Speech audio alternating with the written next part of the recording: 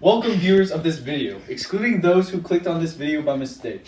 Those of you who wish to become a Transcendentalist, you have come to the right place. Now hold on a minute, it's not that simple. To become a Transcendentalist, you need to understand what drives them and their ideals.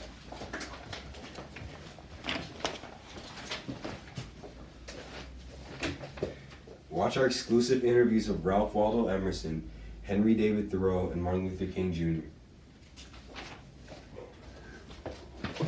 Let's start off with Emerson, the author of Self-Reliance. Hello, Mr. Emerson. Today I would like to ask certain questions regarding the ideology of Transcendentalism. Greetings. I'd be delighted to answer your questions for today. Starting with this question, what transforms a normal everyday person into a Transcendentalist? Well, it's not an easy task to simply transform into a Transcendentalist. You must understand and fully believe in the ideals of Transcendentalism.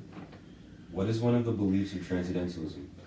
I wrote a quote in my essay, Self-Reliance. There is a time in every man's education when he arrives at the conviction that envy is ignorance, that imitation is suicide.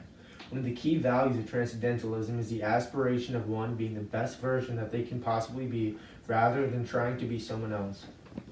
How can one obtain happiness within Transcendentalism? Another quote from my essay is, "A man is relieved and gay when he has put his heart into his work and done his best." This quote means that when one person puts a maximum amount of effort into an activity, he can achieve true happiness. How does a man measure his worth in Transcendentalism?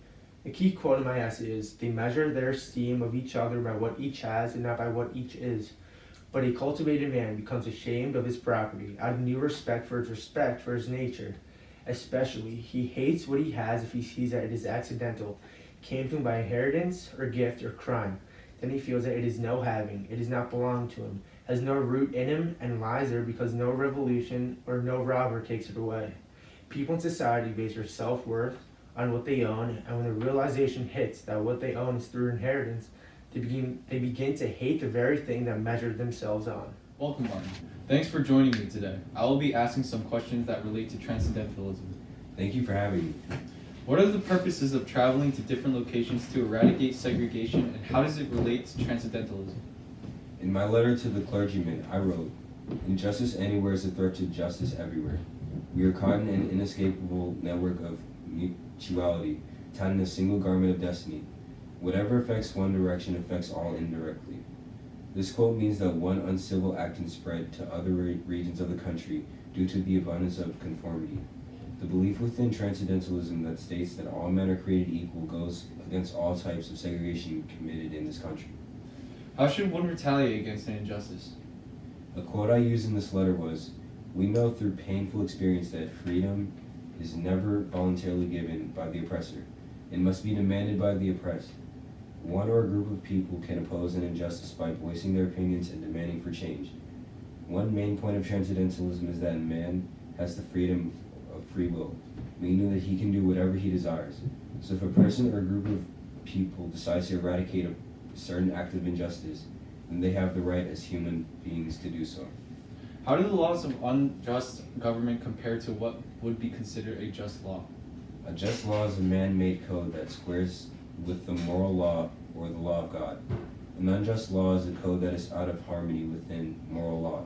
This quote means that any law that contradicts the teaching of God is considered an unjust law. Welcome to our interview, Mr. Thoreau. I'm sure you are aware that I will be asking about the topic on Transcendentalism. Thank you for inviting me, and yes, I am aware of it. How is materialism viewed in Transcendentalism? Materialism is viewed in Transcendentalism as one of the main ways of living an unsatisfied life. A quote of mine in Why I Left the Woods is, "Rather than love, than money, than fame, give me truth. I sat at a table where were rich food and wine in abundance, and an obsequious attendance, but sincerity and truth were not. And I went away hungry from the inhospitable board."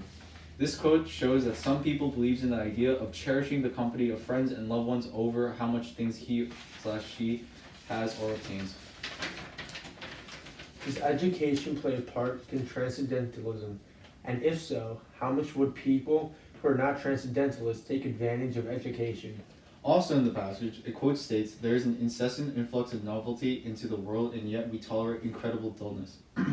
This quote is significant because one in their lives should educate themselves to the fullest of one's ability, which is not the case in today's day and age. even though there's an abundance of books and sources of knowledge that are informative. Easy task to simply transform. Oh into wait, a guys, transcendentalist. I didn't press record. Yo, get him out of the house, bro. Hello, Mr. Emerson. Today I would like to ask certain questions regarding the ideology of Transcendentalism. Greetings. I'd be delighted to answer questions for today. I thought his heart was low. Are you kidding me? As a normal, everyday person to a drink. Did you hear that? It was like.